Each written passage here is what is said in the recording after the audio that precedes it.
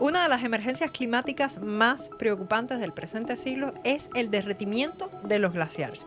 Sobre la desaparición de los hielos eternos estaremos conversando hoy en Cambio de Grado con Constanza Espinosa, directora y cofundadora de Fundación Glaciares Chilenos.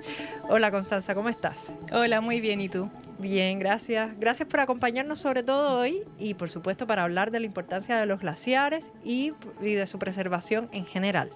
Así que quería partir con una pregunta y sobre todo porque muchas veces hemos escuchado decir que los glaciares son una parte importante del suministro de agua dulce del planeta, o sea, del agua potable que nosotros también consumimos. Pero exactamente qué cosa es un glaciar. Bueno, para comenzar y entender un poco qué es un glaciar, en términos sencillos, se define como la acumulación de nieve que se compacta a través de los años y los milenios y que en esta compactación se forma el hielo glaciar. En el mundo, tal como tú indicaste, los glaciares son fundamentales, son parte del ciclo hidrológico de la Tierra, representan las reservas de agua dulce, el 70% de la reserva de agua dulce, y también en nuestro país son fundamentales. Acá en Chile nosotros tenemos el 80% de los glaciares de Sudamérica, lo que es una cifra bastante alta, y estos glaciares, tienen un montón de elementos de importancia. Tal como mencionaste, el suministro hídrico, diría que es al que se le hace más relevancia, más énfasis, porque obviamente es el agua que tomamos todos nosotros. Pero los glaciares son mucho más que el agua que toman los seres humanos. Exacto. Como te decía antes, forman parte del ciclo hidrológico de la Tierra, también ayudan a reflejar la radiación del Sol, ayudan a enfriar el planeta. También son hogar de una biodiversidad muy rica y variada, entonces proteger los glaciares y cuidarlos y aprender de ellos es fundamental para el planeta, para los animales, para la fauna, vegetación, etc. Sí, ya tú lo decías, o sea, los glaciares son realmente importantes para la vida terrestre y es por eso que también queríamos saber cómo interactúan con el ambiente. Y en base a esto, ¿cuál es la función exacta de un glaciar? Bueno, a nivel ecosistémico se le llaman servicios ecosistémicos a los elementos de la naturaleza para entender cuáles son como los atributos y las funciones que cumple en el planeta y con los seres humanos. Entonces, como te decía antes, a nivel de la biodiversidad, son hogar de biodiversidad importante, son las cabeceras de cuencas, ahí nace el agua que fluye, las superficies, los ríos, los lagos, ahí nacen todos los flujos superficiales de agua. También son hogar de distintos animales. Nosotros tenemos en Chile glaciares de norte a sur en todas las regiones y en estos ecosistemas glaciares habitan fauna nativa que interactúa con el glaciar. Por ejemplo, animales muy conocidos como el cóndor, el puma interactúan también con entornos glaciares, las ballenas. También hay pequeños microorganismos que son parte esencial y un animal en particular que nosotros destacamos mucho, que es el dragón de la Patagonia, que es un insecto que mide como 1 centímetro y medio y desarrolla todo su ciclo de vida en el hielo del glaciar. Entonces, no solamente en el entorno del glaciar hay vida, sino que en el hielo mismo también. Se ubican principalmente en campos de hielo en la Patagonia, pero sigue siendo de suma importancia. Y otro de los servicios que prestan los glaciares, como decía antes, el suministro hídrico, ¿cierto? Son reservas de agua muy importantes para la población. Sí. Y también son fuente de trabajo. Gracias a los glaciares se puede generar turismo en nuestro país. Claro. También son importantes a nivel científico. Los glaciares son verdaderos laboratorios naturales. Estudiando los glaciares, por ejemplo, se sacan muestras que se llaman testigos de hielo. Se hacen unas perforaciones en el hielo. Generalmente se hacen en la Antártica, en campos de hielo o en el Polo Norte. Y estas muestras van a mostrar cómo son distintas las diferentes capas de nieve que se fueron acumulando a través de los milenios. Entonces nos indican información relevante, la historia climática de la Tierra básicamente, claro. Si hubo contaminación, si hubo erupciones de volcanes, cómo estuvo la vegetación en ese entorno, entre otras cosas. Claro. Entonces los glaciares se relacionan y se vinculan estrechamente con el clima, no solo por el cambio climático, sino que entregan información esencial para aprender del clima de la Tierra. Exacto. Bueno, ya tú nos comentabas acerca de la importancia de los glaciares y está más que claro. O sea, más allá de lo que se puede consumir a través del agua potable que nos suministra, tiene una serie de importancias a nivel climático también, precisamente para entender cómo fue el clima pasado. Pero justamente queríamos hablar sobre estas amenazas que ya existen Ujú. en el presente de los glaciares, cuáles son exactamente, cómo se ha visto dañado este ecosistema. Bueno, las principales amenazas de los glaciares son a nivel global, lo que todos ya conocemos con el tema del cambio climático, el aumento acelerado de las temperaturas y la contaminación también en la atmósfera. Eso genera su derretimiento acelerado en todos los glaciares del planeta. Entonces eso es una realidad y una afectación que, de hecho, el 99% de los glaciares se está derritiendo de manera muy acelerada producto de esto.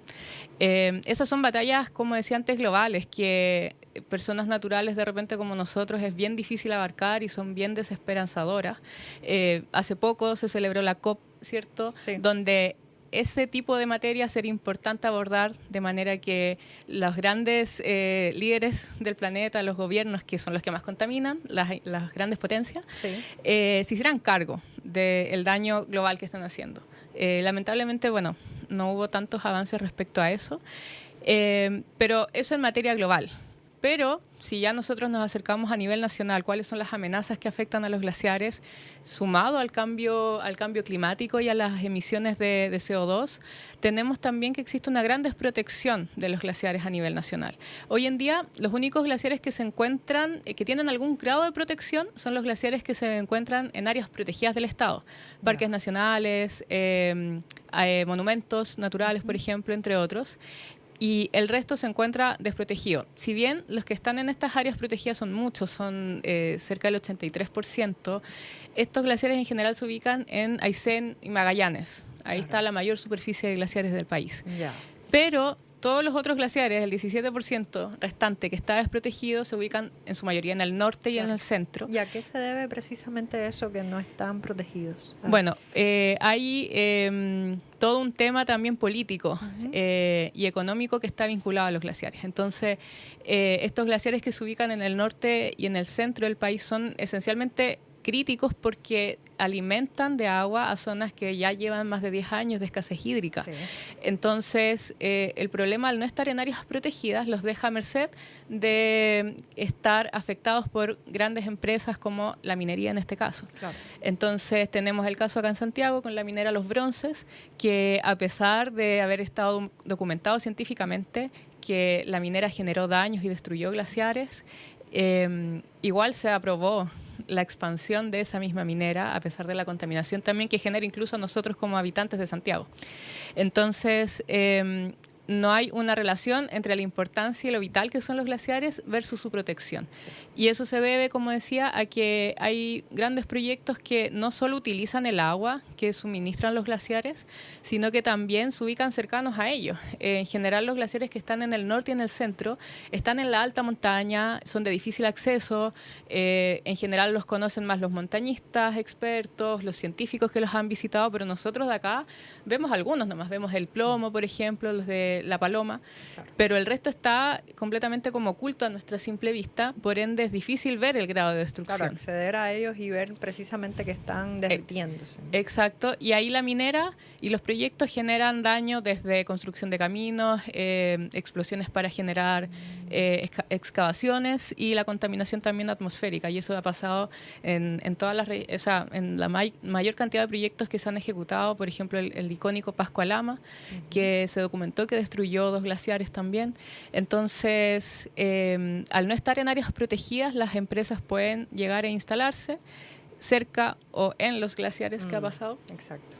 Y finalmente los terminan afectando. Entonces, hoy en día, para proteger los glaciares en nuestro país, es necesario tomar acciones más concretas, más allá de un parque nacional, que también es importante, obviamente. Sí, tienes toda la razón en ese sentido. Y claro, estamos viendo cómo están amenazados en Chile en particular. Entonces, queríamos saber, ya nos comentabas acerca de lo que está pasando con los glaciares en Chile. Sin embargo, en un nuevo artículo que se ha hecho popular, se ha hablado sobre que no todos se están derritiendo. Hay uno en particular que es el Pío 11, o sea, la gran mayoría se está derritiendo. Sin embargo, está este caso en particular que te queríamos preguntar, ¿por qué está ocurriendo esto? ¿Por qué el Pío 11, en vez de estar derritiéndose, está precisamente alimentándose cada vez más y es un glaciar que va creciendo?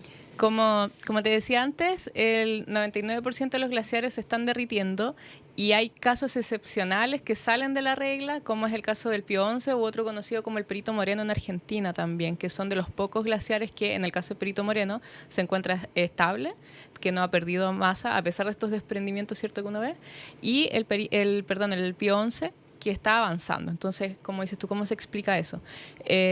Los glaciares, para estar en equilibrio de masa, porque un glaciar, como es parte del ciclo de la Tierra, parte de su ciclo es derretirse también, ¿cierto? Claro. Estos desprendimientos que uno ve debiesen ser una situación normal si en invierno cayera la suficientemente cantidad de nieve para alimentarlos y que ese glaciar recupere la masa. Entonces tiene que haber un equilibrio entre que ganas masa y pierdes masa. Como el ciclo hidrológico. Claro. Y donde ganan masa se llama área de ablación, zona de ablación, y donde pierden masa se llama zona de acumulación, donde gana masa, y donde se derrite, de ablación. Perfecto. Entonces tiene que haber este equilibrio. Y lo que sucede con el Pío XI es que presenta como justo las condiciones geográficas idóneas para que tenga una gran zona de acumulación. El fiordo en esa parte es mucho más amplio, entonces permite que gane nieve con mayor rapidez y que esa nieve no se derrita tan rápido en verano, digamos. Entonces eso permite que el glaciar avance y gane masa más de la que pierde, y además tiene una zona de ablación más pequeña que la de acumulación. Hay algunos glaciares, por ejemplo, que son glaciares de montaña, que su zona de acumulación es más pequeña porque está, ¿cierto?, como más cercado por las montañas. Claro. Entonces puede ganar también menos masa, además que hace más calor en verano, se derrite más rápido, etcétera. Este equilibrio permite que el glaciar Pío XI gane masa. Todavía no se sabe tan en detalle qué tanto está avanzando y cuánta masa está ganando. Por lo que esta última expedición, que es la que se hizo conocida en esta noticia, ¿cierto?, de la Universidad de Concepción, que fueron a hacer un monitoreo, instalaron ya instrumental para ver, por ejemplo, medir la temperatura a ciertas alturas del hielo, para también medir y corroborar cómo es el estado del agua del fiordo, porque este glaciar también está en contacto directo con el agua. Entonces también hay que ver cuál es la temperatura de esa agua para que permita que no se derrita tan rápido, entre otras cosas. Entonces esas mediciones las van a volver a revisar en unos meses más, y la idea es ir monitoreándolo constantemente para ver cómo se comporta. Pero son, como decía antes, condiciones muy excepcionales. Entonces es un caso digno de estudio, pero no es la regla general de los glaciares para nada. Y eso no significa que también el Pío XI se vaya a derretir en algún momento, no lo descarta. Claro, pudiera ser por todo lo que nos estabas comentando del cambio climático. O sea, a pesar de que esta zona también pasan muchos sistemas frontales y, claro, ahí está nevando gran parte del año. Ahora, ¿qué pasaría si desaparecen los glaciares? Esa es una pregunta que realmente impacta. A nivel mundial, lo que más se habla es el tema del aumento del nivel del mar, ¿cierto? Sí. Los glaciares que están hoy en día en contacto con el agua y que se derriten, los polos también van a hacer que aumente el nivel del mar y se van a perder con estos grandes superficies y hectáreas de ciudades, de poblaciones. Van a haber grandes migraciones climáticas a raíz de esto. Pero a su vez también vamos a perder esta gran... es como el hielo del refrigerador, básicamente, que mantiene una temperatura en todo el planeta Tierra. La regula también. También. Va a haber mucha biodiversidad, animales, vegetación, flora, fauna, funga, que se van a ver perjudicadas o se van a extinguir o van a tener que migrar a otros lados. Por ejemplo, el dragón de la Patagonia, que vive en el hielo, probablemente sea un insecto que se extinga si es que o cuando se derritan todos los glaciares. Y finalmente vamos a perder una fuente de agua para el ser humano fundamental. Entonces creo que lamentablemente no debiese estar en la discusión hoy como qué va a pasar cuando se derritan, sino continuar trabajando para que eso no suceda.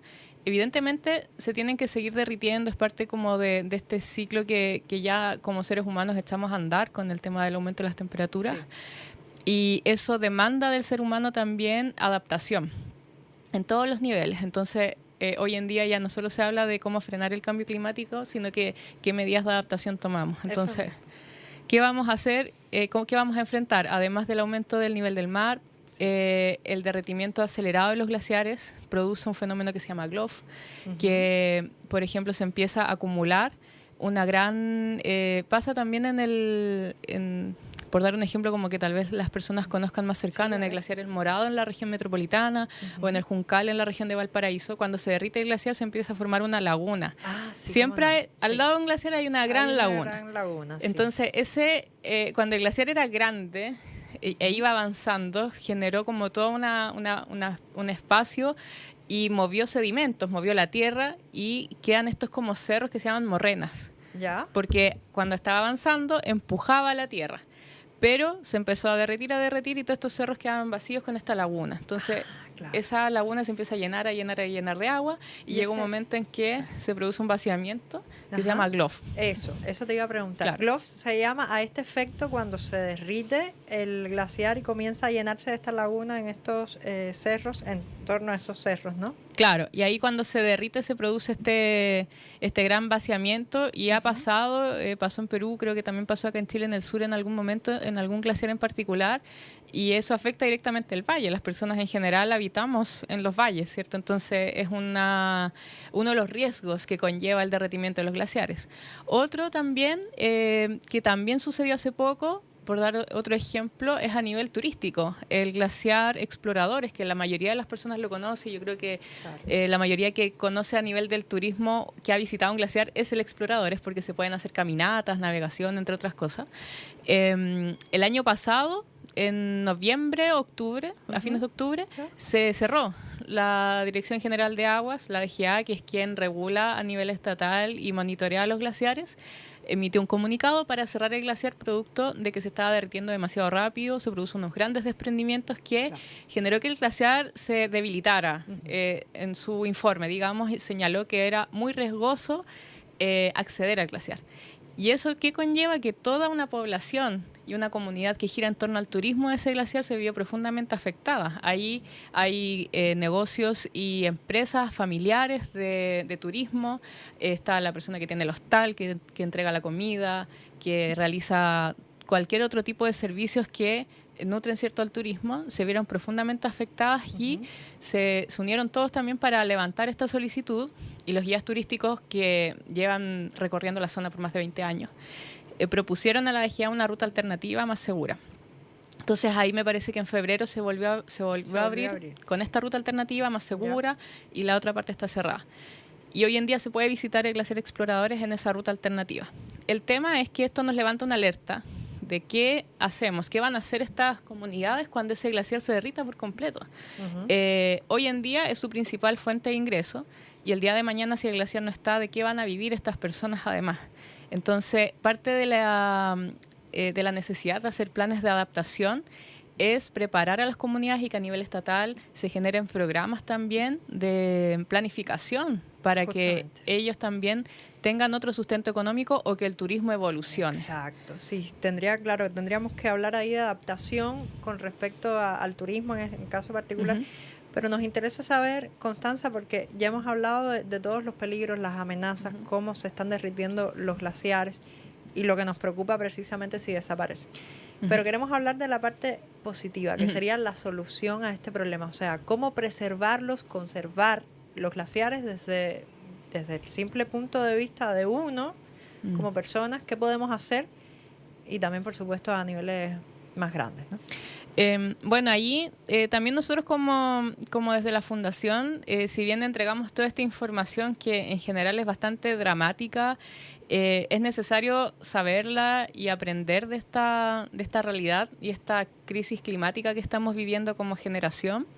También es necesario no quedarse solo con eso, porque un mensaje muy negativo también llama a la inacción, y de hecho lo que estamos tratando de revertir es que las nuevas generaciones no sientan que no pueden hacer nada y que ya todo está perdido con el planeta, digamos. Claro. Entonces ahí tenemos varias estrategias, desde lo más simple, que son los hábitos individuales. Entonces esto de repente suena muy trillado, muy majadero repetirlo, pero es no hacer fuego en cualquier lugar, porque los incendios forestales, ya que estamos hablando de glaciares, también afectan a los glaciares y toda la contaminación que se genera en los incendios forestales llega como en forma de hollín a los glaciares. Entonces está todo sumamente vinculado.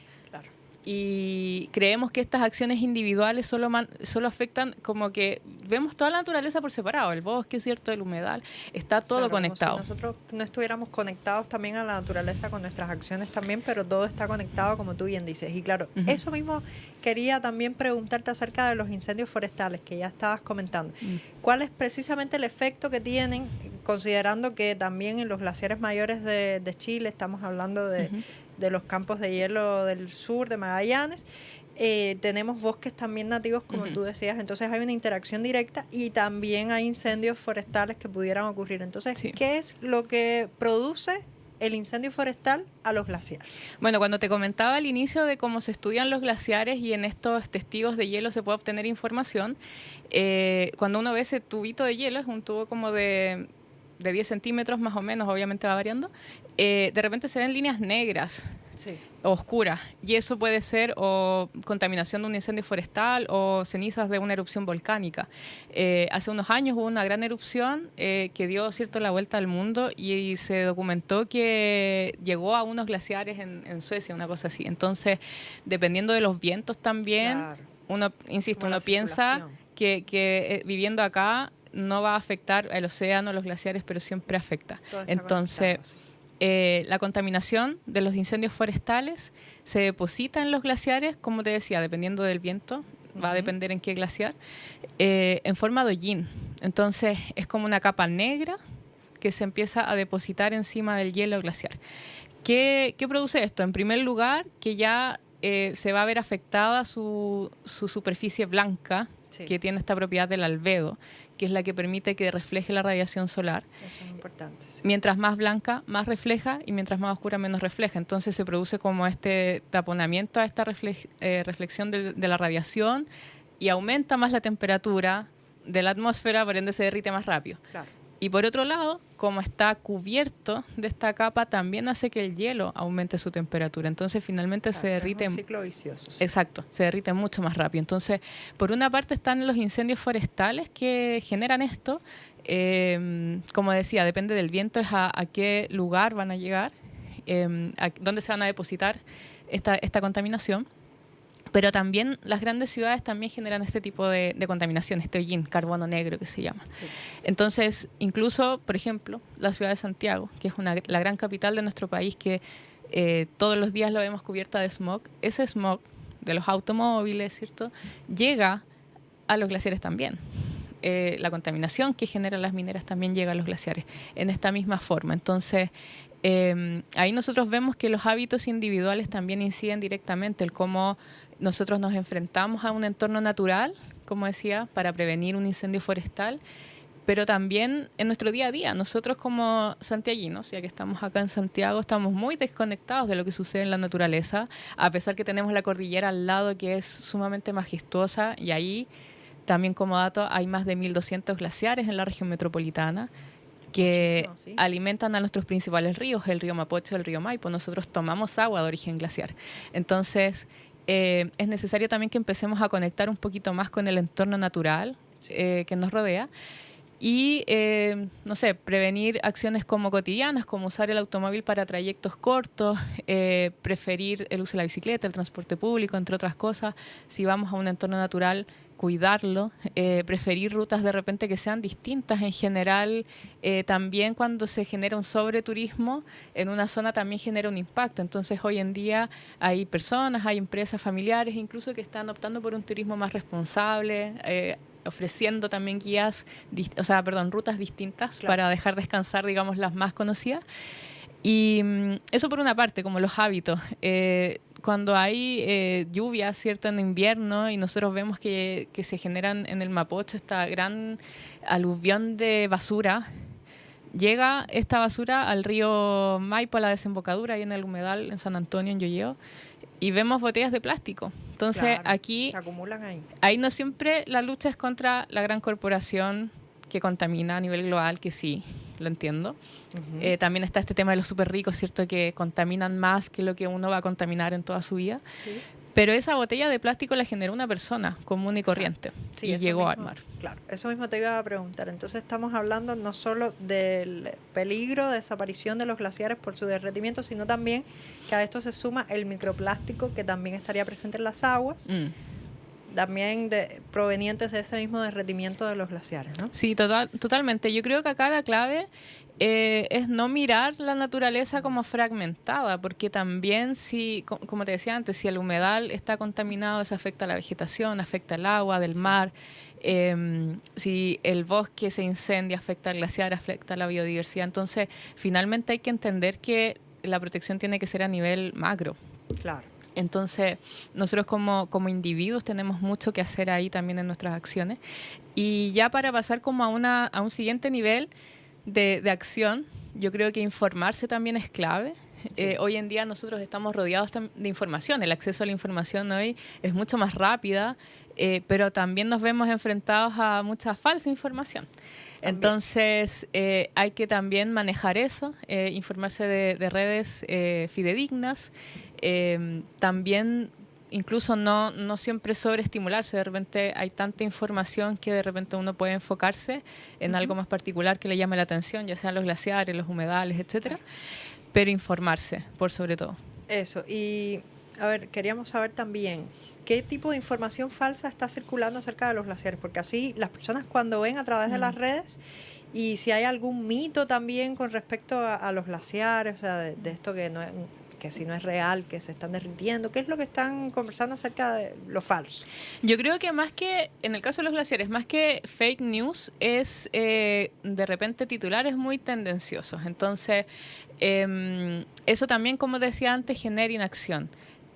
Hace un tiempo, creo que en pandemia, salió un titular que el derretimiento de los glaciares estaba liberando virus que iban a provocar las próximas pandemias mundiales. Y eso genera una alarma. Y claro, o sea, genial que así genera una acción de, oye, protejamos los glaciares, pero no es el foco. Y finalmente no era cierta a ese nivel. Entonces se están descubriendo distintos microorganismos y cosas que están apareciendo del hielo glaciar, pero no están apareciendo en ningún caso nuevas pandemias o criaturas. De repente incluso nos han preguntado si el dragón de la Patagonia tiene que ver con que el hielo se derritió y ahí salió el dragón de la Patagonia. Ese tipo de cosas también son tendenciosas y genera la confusión. Sí.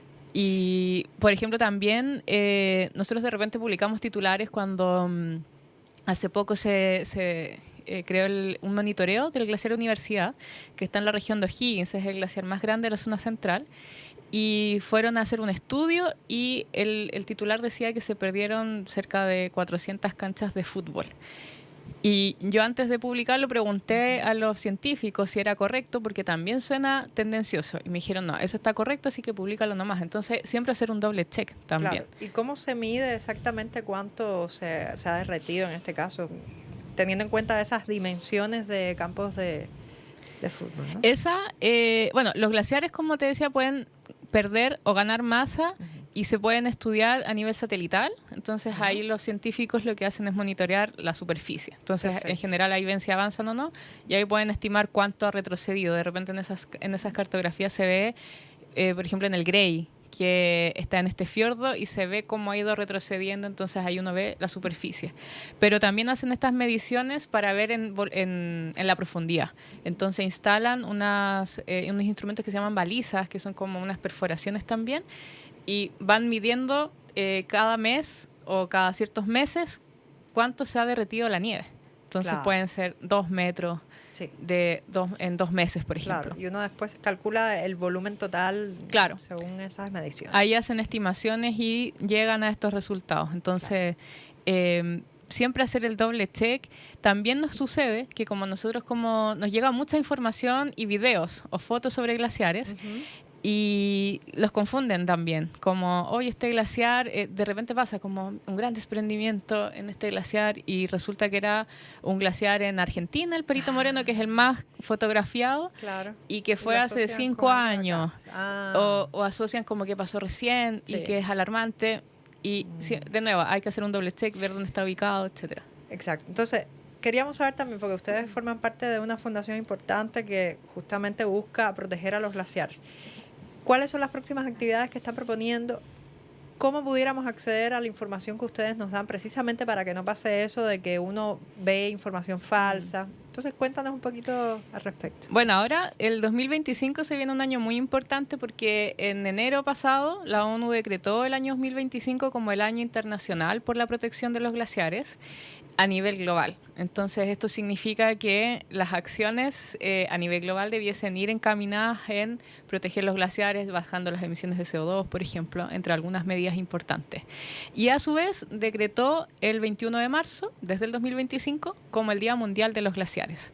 Eso es una efeméride muy importante. Si bien las efemérides de repente vemos el calendario ambiental y hay tantos días conmemorativos, pero esas efemérides lo que generan son espacios muy importantes de educación y visibilización de estas problemáticas. Entonces nos entrega un espacio que va a ser también respaldado a nivel estatal, gubernamental, para hacer educación en torno a los glaciares.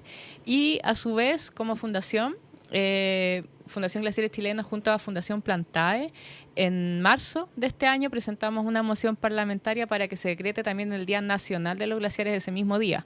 ¿Cuál es la diferencia? Es que el Día Mundial involucra acciones globales, entonces el Día Nacional estaría específicamente enfocado en nuestra realidad, en nuestro territorio, en nuestros glaciares. Entonces estamos a la espera de que se promulgue para que el 21 de marzo celebremos esta fecha y siempre con una actitud propositiva de aprender, de conocerlos. No sé si creo que no había dado la cifra. En Chile tenemos más de 26.000 glaciares. Están presentes en todas las regiones de norte a sur. Tenemos el 80% de los glaciares de Sudamérica. Entonces hay mucho aún por aprender, por estudiar y por proteger. Sí, sí. Muy de acuerdo. Y Constanza, qué bueno que nos hayas también inculcado un poco acerca de los glaciares, porque muchas veces, como acabas de decir, no se conoce la importancia que tienen. Y solamente escuchamos los relacionados con el agua potable y sin embargo abarcan un gran campo que deberíamos estudiar y deberíamos sobre todo estar presentes con la importancia que tienen. Así que muchas gracias por habernos acompañado. Recuerden seguir también en las redes a la Fundación Glaciares Chilenos, porque así van a estar muy informados acerca de lo que está pasando a nivel nacional y también internacional. Te agradecemos por esta instancia y ojalá que vuelvas pronto también acá, que te vamos a estar esperando. Muchas gracias a ustedes y bueno, los dejo invitados a que nos sigan en Instagram Glaciares Chilenos. Tenemos muchas actividades planificadas, gratuitas, abiertas a todo público para que aprendan más sobre los glaciares, así que los dejo muy invitados. Eso, muchas gracias Constanza y nos vemos en un próximo capítulo de Cambio de Grado. Que estén muy bien. Muchas gracias.